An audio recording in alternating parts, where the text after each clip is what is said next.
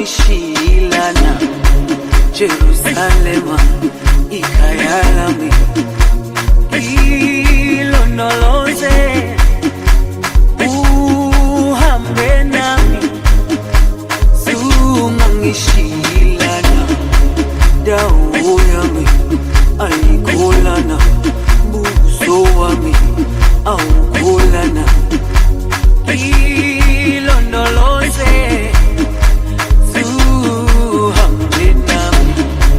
dawo yami ayikholana buso wami awukholana ilondoloze suhambe nami ilondoloze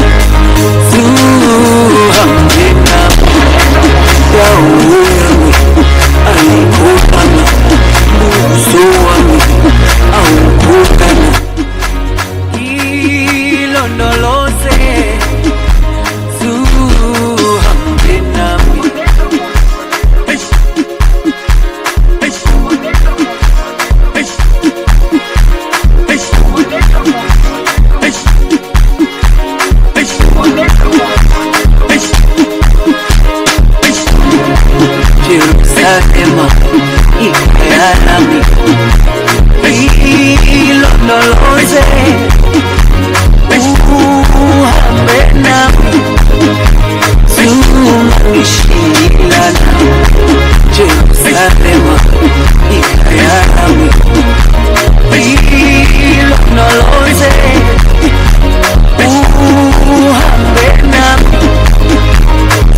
sumangishilana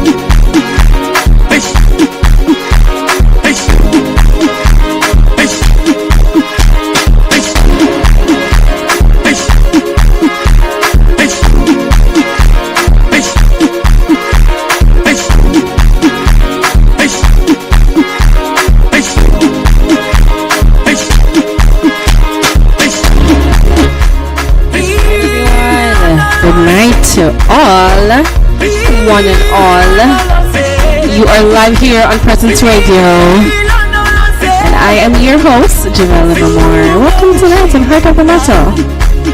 Aren't you feeling lovely today? This is where your heart matters most.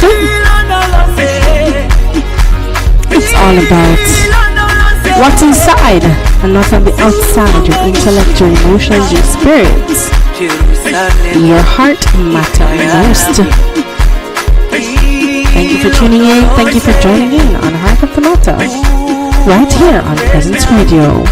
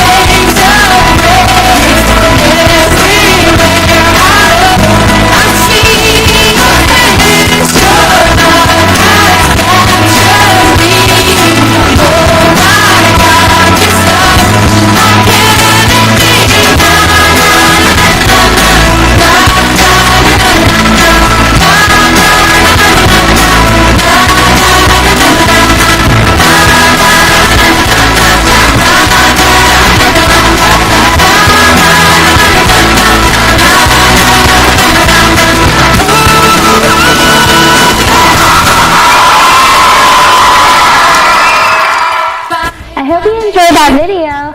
If you did, please share with a friend or subscribe to our channel. Everyone, welcome to Heart of the Matter again, and we are live and running. It's a Thursday night, and we are ready for the weekend. I don't know about you, but I am excited to just settle in tomorrow evening on Friday.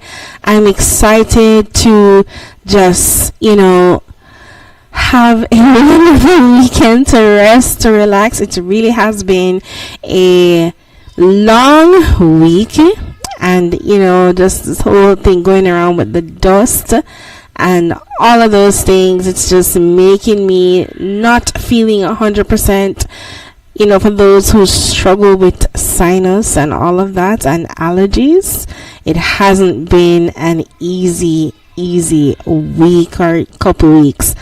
This dust was really nasty. That's all I can say. But we're happy that it's kind of passing over now, and we're kind of getting back into the normal of just going into summer where it's really sunny and all of that. So welcome again, guys, tonight on Heart of the Matter. This is where your heart matters most. Not your outside appearance, but your inner man, your inner being, your spiritual, emotional, and intellectual being. So that is what we focus on. Your inward, not the outward. It's too much about the physical outward appearance and less on the spiritual man and the inner man. So that is what we are all about, and we do have a very interesting episode for you guys tonight. We're going to be talking about something very cool and interesting that I have never researched before.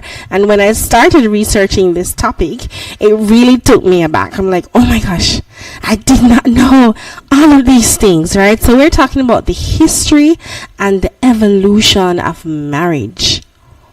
Big topic. Like, guys, this topic is huge. I got married 7 years ago, and I did not really know the history and the different cultural aspects of marriages and all of that. I do advise young people who are planning to get married to go and do your research. I'm going to give a little knowledge to you guys tonight, but after this, I am no expert, and I don't play like I'm an expert. I learn along the journey, along the show. So I want you guys to do your research and, just get wisdom when you go on to this topic. The history and the evolution of marriage throughout the ages and throughout the years. This topic is one of a kind. But before we go into all of that lovey-dovey thing and all of that crazy stuff about marriage, we are going to listen to some more songs. Like, it's all about listening to, amazing songs that impact us and keep us alive each day, right? So these songs encourages me each day. So I like to listen to them. I like to, in the mornings when I'm traveling to work and in the evenings when I'm coming home, sometimes I like to listen to them. It kind of helps me to mellow down, to cool down, to just relax my mind and stuff, and encourage me throughout the day.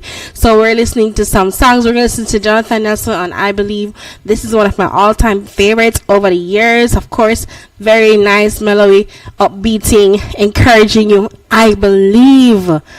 Don't want to miss out. Come on, everybody, get your feet happy. Let's go. Come on.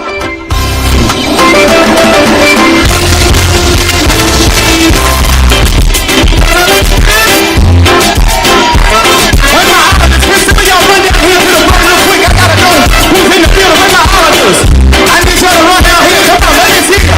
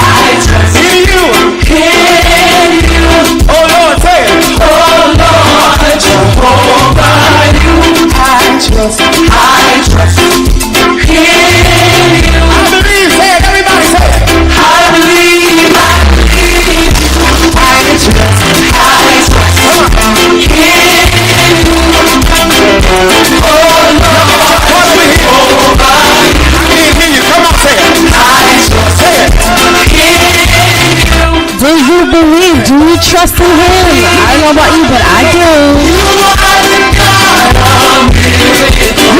A lot of miracles indeed.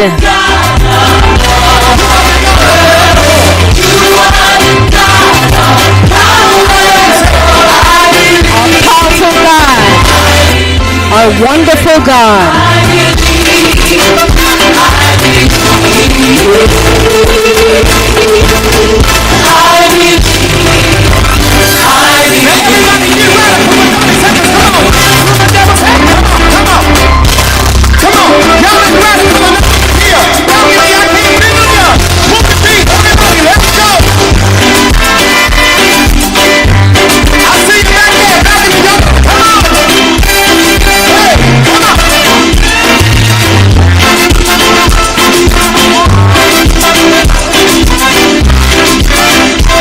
After all the things God has done in my life, I can't do anything else but believe in Him. Believe in all that He has done for me and what He has continued to do in my life. I don't know about you, but I believe. Do you believe? Everybody, come on, say it. So long goodbye to my pain, to my sorrow.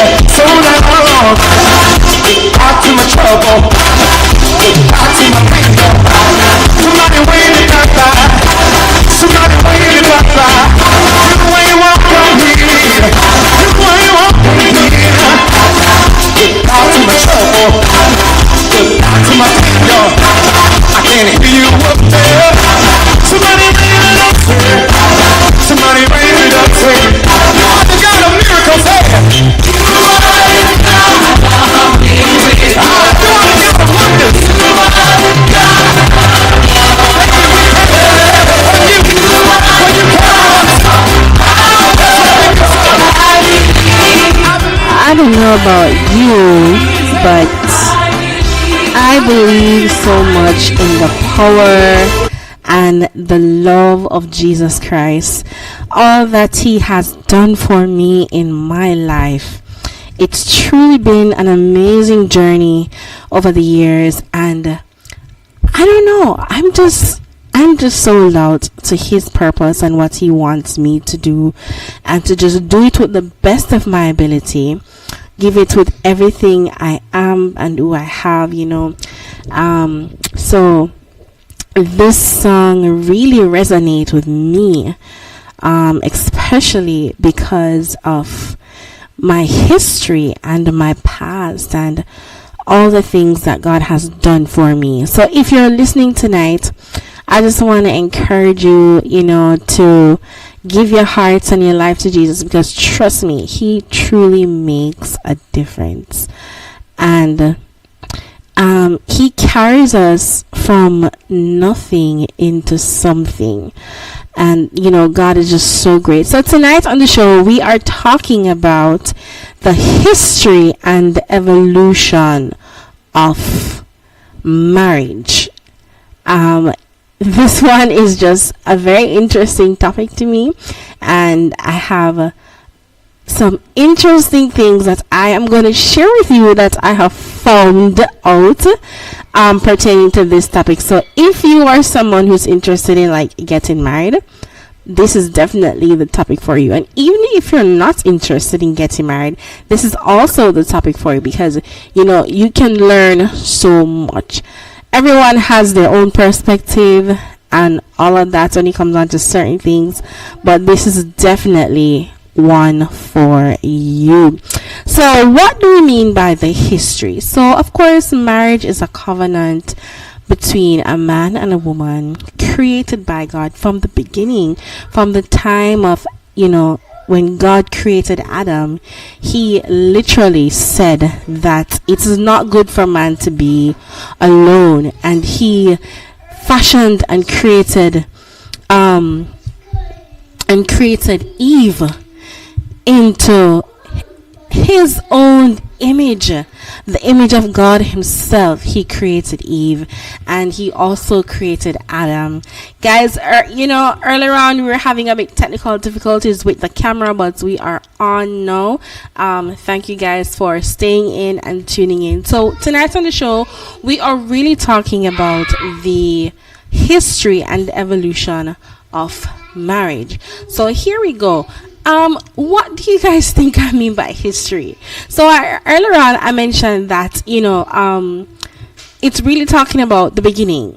What is marriage all about?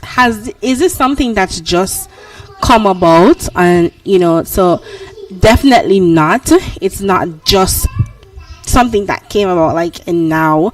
Young people like to think that everything revolves around them, and it's just something that they do now, and it's nothing like that. Marriage has been around from the beginning of time, and we're going to look through some of that content. What is the history of marriage? So guys, what do y'all think?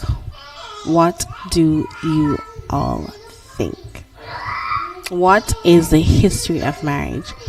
Anybody want to share anything? Well, you don't have to share right now, because I have a few more songs that I want you to listen to. These songs are definitely very, very important to me. So we were listening to a song earlier that spoke about goodbye to my pain, goodbye to my sorrow, and so long, bye bye to all of those things. But here we are, just bigging up God and thanking God. Recently, our grade 6 students just got their PEP results, and I'm sure they and their families are extremely excited to just get their results and to celebrate, because honestly they went through so much the last couple of months, and it's just been a joy to see the persons who are celebrating and just enjoying and basking in the moment of the fact that they have studied so hard, all the Saturday classes, the evening classes, the extra lessons, the times where you're just not available and you just have to be studying and all of that. So I'm truly excited. I am excited for those students, all the persons who pass a Wolmer's, Arden, Queens, Excelsior, Camperdown. Big up on yourself. Congratulations to our grade 6 babies who have done extremely well. So guys, big up on yourself.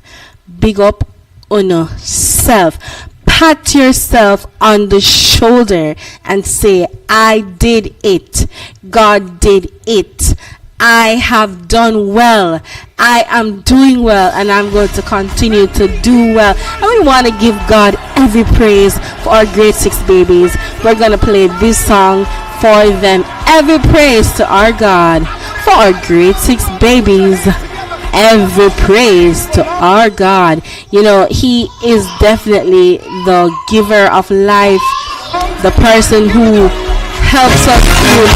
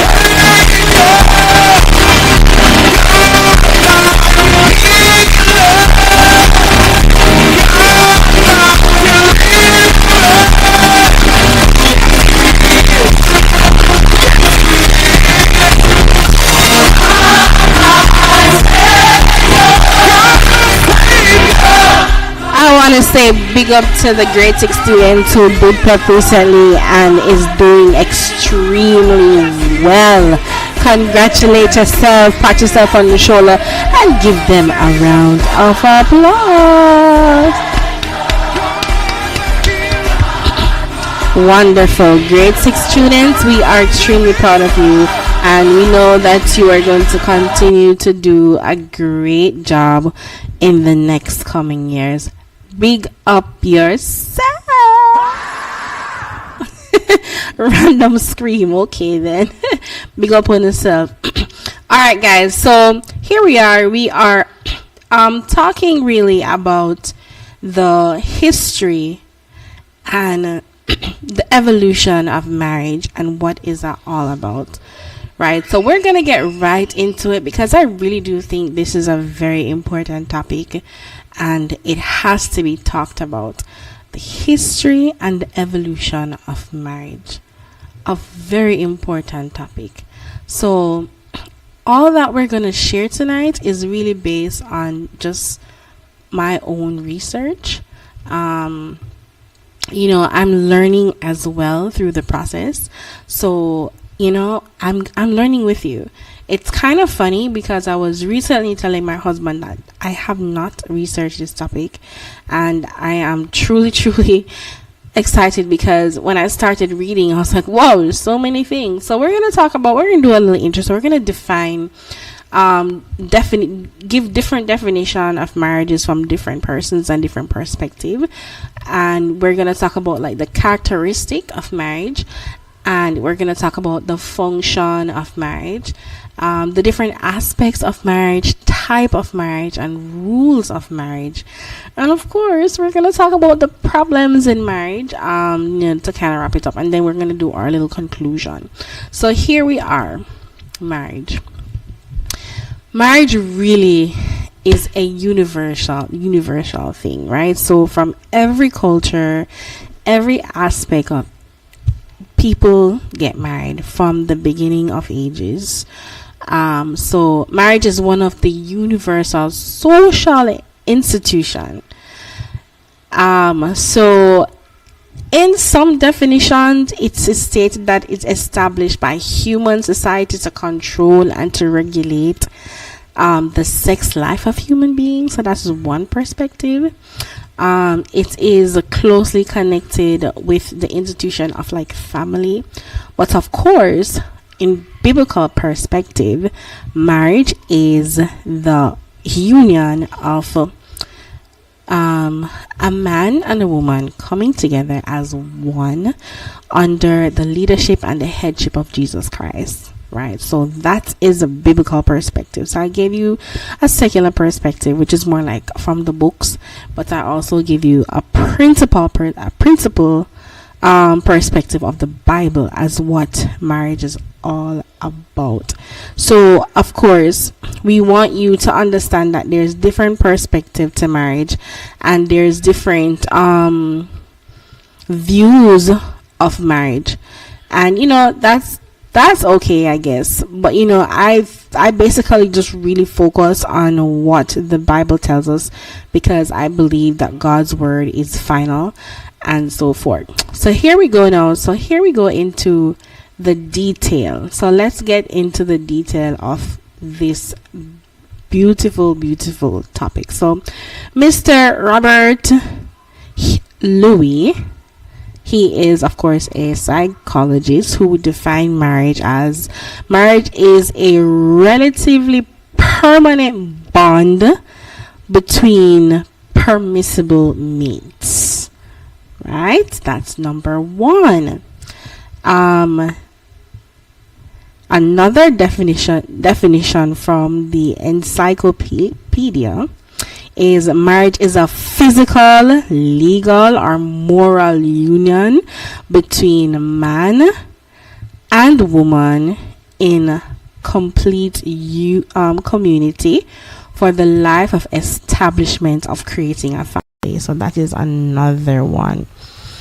All right, so here we're going to look at some characteristic of marriage. So characteristic of marriage is a universal social institution. It is found in almost every society and at all stages of development. That is true. Another one, characteristic number 2, marriage is a permanent bond between husband and wife. Number 2, it is designed to fulfill social, psychological, biological, and religious aims. All right. Number 3 characteristic, marriage is a specific relationship between two individuals of the opposite sex and based on a mutual right and obligation. Y'all get that? So we just went through 3 characteristics. We have a few more to give you, but let me go into some history of marriage. Guys, I'm just gonna give you an overview of history.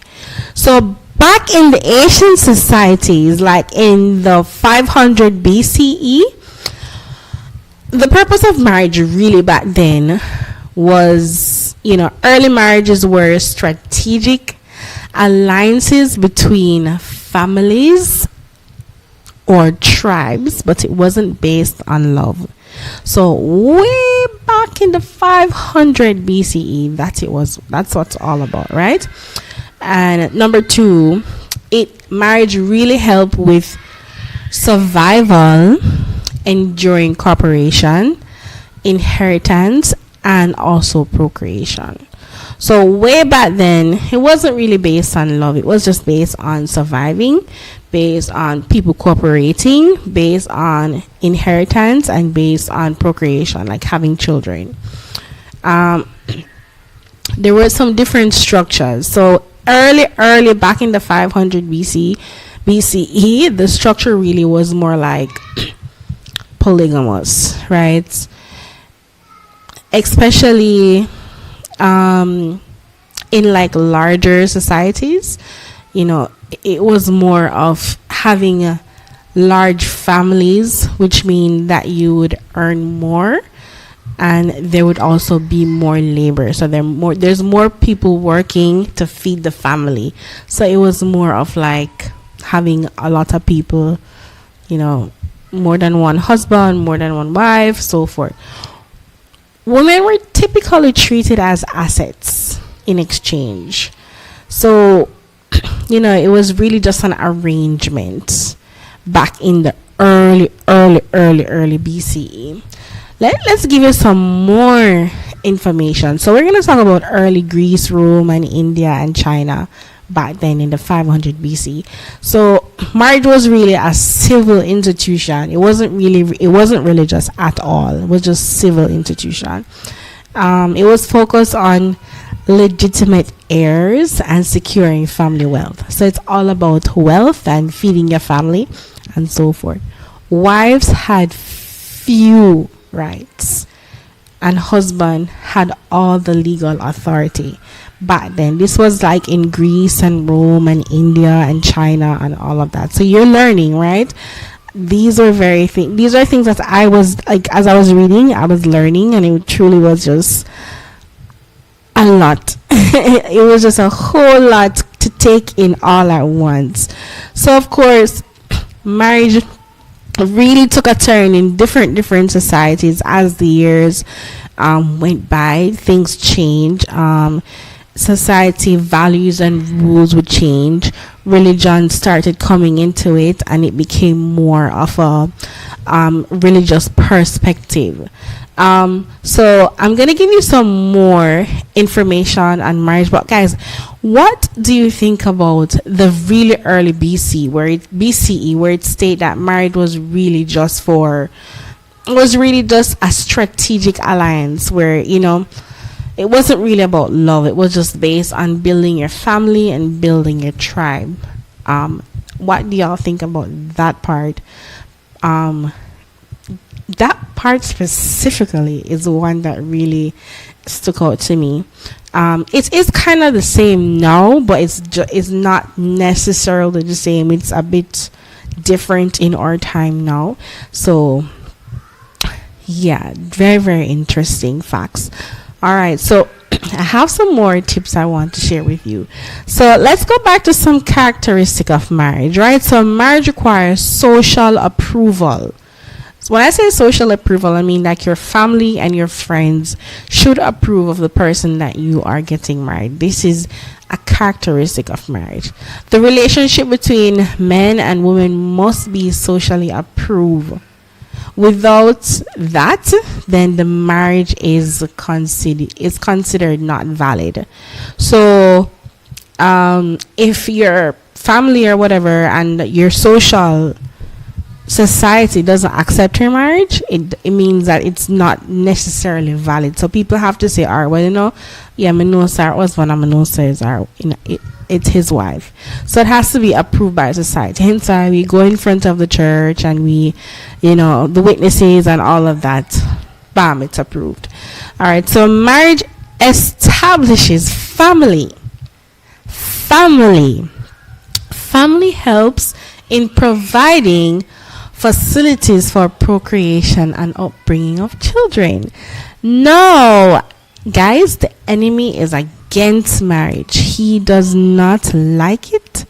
He does not want to see it because, as it says, marriage help provide procreation and upbringing of a nation. That's what it does. And the enemy wants to tear down and bring down. He doesn't want to build up. So he's going to do whatever it takes to ensure that young people don't agree to get married. So I don't mean to bring in my family into this, but I have a younger sister. I think, well, my sister, she's about 20, 21, 22 right now. And I remember having a conversation with her a couple years back. She was about 19 at the time. And, you know, I said, are you going to get married? And she's like, yeah, maybe one day. And I said, okay. And then, but she's like, you know, marriage is not for everybody. I said, what do you mean? She's like, it's not everybody for get married. If the people want to get married, they can get married. Hey, whatever. I'm like, okay. Where do you get that view from? And she's like, well, it's just a thing, you know, if you don't want to get married, you don't have to get married. And she's like, and you don't have to, and then you don't even have to get married to, you know, you don't have to get married to the opposite sex. And I was like, okay, interesting. So really the trend out there for young people now is like, hey, you know, it's really your choice. It don't matter. Back then, early in the early BC, this was so important that people find it very difficult when they did not, men too, find it very difficult to survive in the society when they're not married, because you're looked down upon when you are single. Meaning that if you don't have a husband, I take care of you, you are looked down upon. Young women used to be looked down upon. And it not just her alone that was personally looked down upon, but her family used to be looked upon on, and they used to be the scum because you have all these daughters and none of them is married. What a worthless set of family. That's how it used to be. In our society today, mom and dad could have 5, 6, 10 girls and 100 boys, and if none of them don't married, them don't business. And they say that him not getting nothing married. Sure. And she not getting nothing married. And they don't feel any way about it. But back then, guys, family used to be so ashamed if they have a young lady in their home and that person is not married. It was extremely important for them back then. No, that's not how it is. Another characteristic I want to share before we go into our next song is marriage creates mutual obligation between husband and wife. The couple fulfill their mutual obligation on the basis of the customs and the rules of their society. So, of course, it's very, very important. If you don't get married, I'm not saying that if you don't get married, then you're like a waste of life. But so that is like most persons' gold, highest gold. Like they would say, okay, I want to go to college. And you kind of watch a timeline. I want to go to college. I want to buy my house. I want to buy a car. And then I want to get married. And I want to have children. And then I will just live happily ever after. And that's just kind of the scenario. Or some people would say, well, I want to get married first, and then I want to have children, and then I want us to buy a house together, and then, you know, we want to open up a business, and we just want to live happily ever after. So the goal for most persons is to get married. Why? Because God created us as people who need companionship. Companionship is extremely important, guys. Yes, companionship is important. I have some comments here.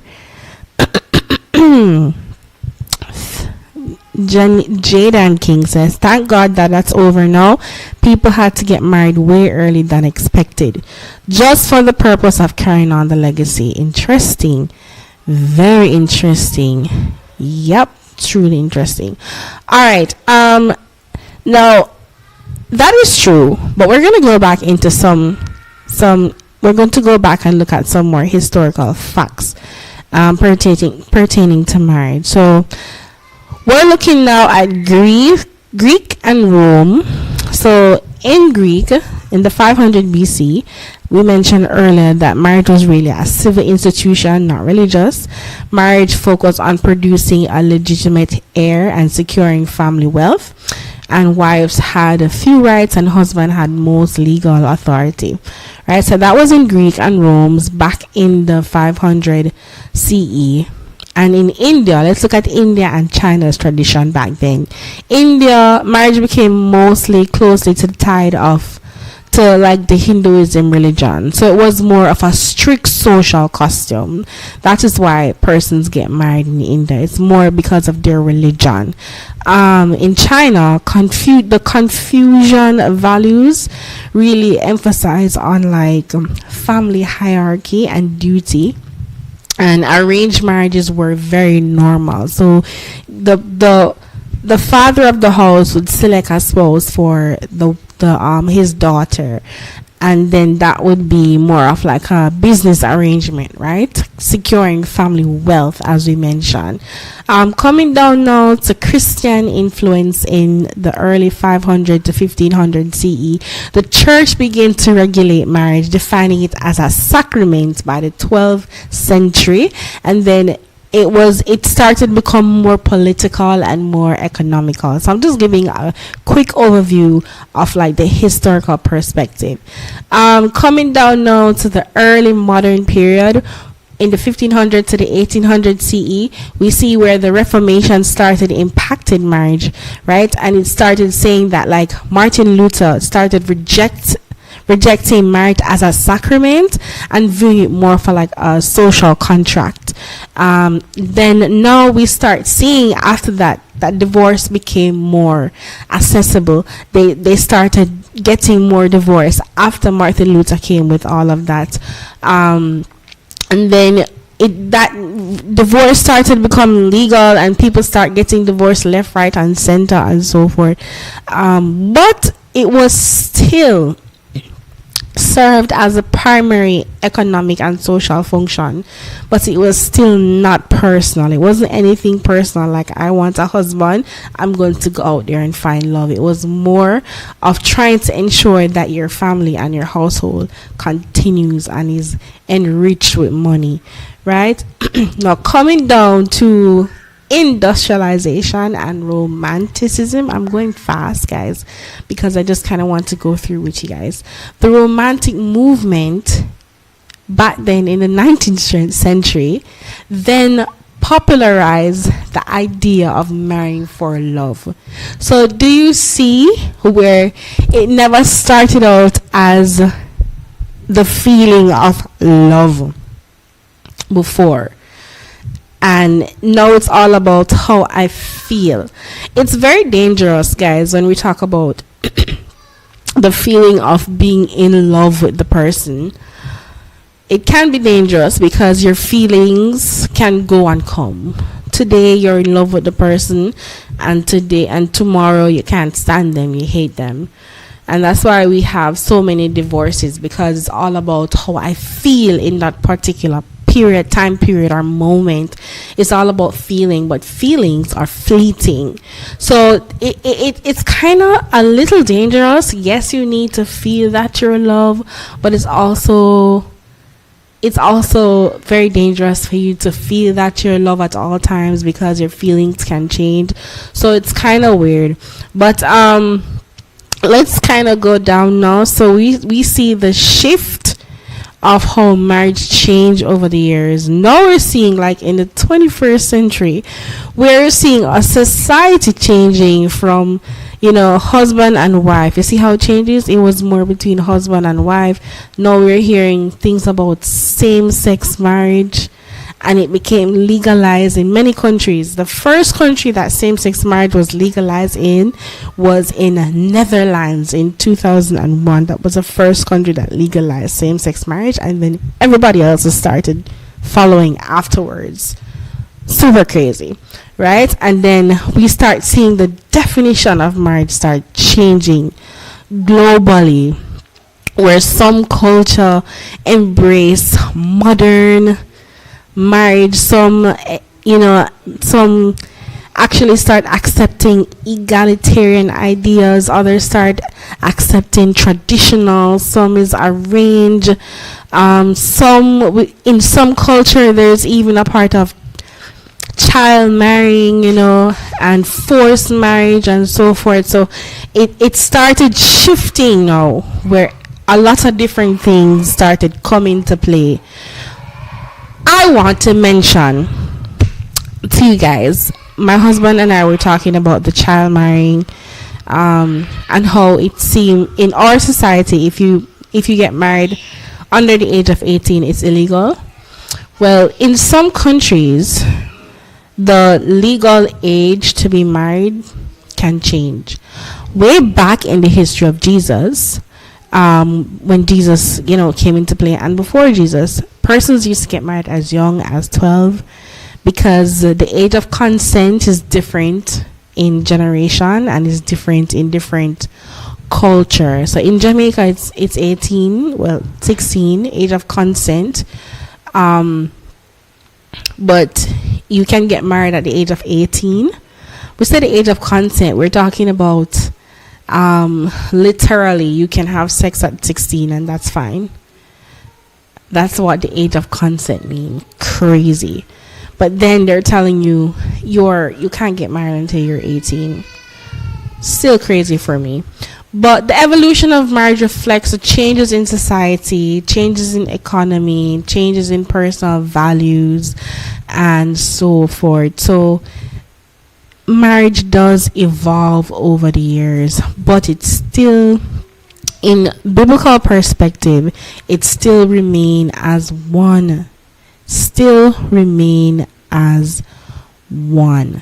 So definitely we are going to talk more about the history and the evolution of marriage, because I really was just trying to go through for you guys quickly. But I want to give some more information before we go. We have a few more minutes on Presenz Radio before we go. A few more minutes. So let's talk about the function of marriage. So we have permanent relation and emotional support, regulation of sex life, that's another one, economic cooperation, the establishment of a family, and the constitution of social and cultural norms. So that's the function. So the function of marriage, you mentioned 5 things. So we have the permanent relations and emotional support of the other person. We have economic cooperation, which means, two money come together, make it great. Regulation of sex life, of course, having sex regular is good for your health.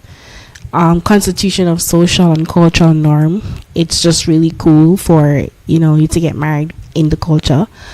And the establishment of a family, which means that you should go and procreate and have children. So those are some of the function of marriage. Let's go further. So there are different aspects of marriage. So there's a legal point of view, which is basically the marriage contract, where the state is involved. So you have to have a marriage registration, just the way you have a birth certificate, a death certificate, you're gonna have a marriage certificate as well. So that is for the legal purpose. So there's a legal point of view in our modern society. So you need to have a marriage registration, a marriage certificate once you get married. If that's not there, you're not considered to be married. That's the paperwork. And then of course the religious perspective, which means that it is a commitment between you and your spouse in the eyewitnesses of your beloved family and church members and so forth. So, so there's two parts, legal and there's also religious part. So those two has to be a combination. So once you go into a pastor stand in front of you and say your vows and stuff, that is the spiritual part. And then now when you sign the paperwork, that is the legal aspect. Now we have two types of marriage in our society today. One I don't agree, but I'm going to give you. So we have the monogamy. Monogamy means basically marriage between one man and one woman. On the opposite, we have polygamy, or plural marriage in some societies, like for example the Muslims, and in some African countries you can get married to more than one person, so one husband with two wives. Muslims believe in that. Polyandry, one wife with two or more husbands, and other societies believe in that, like in Africa and so forth. And then you have marriage group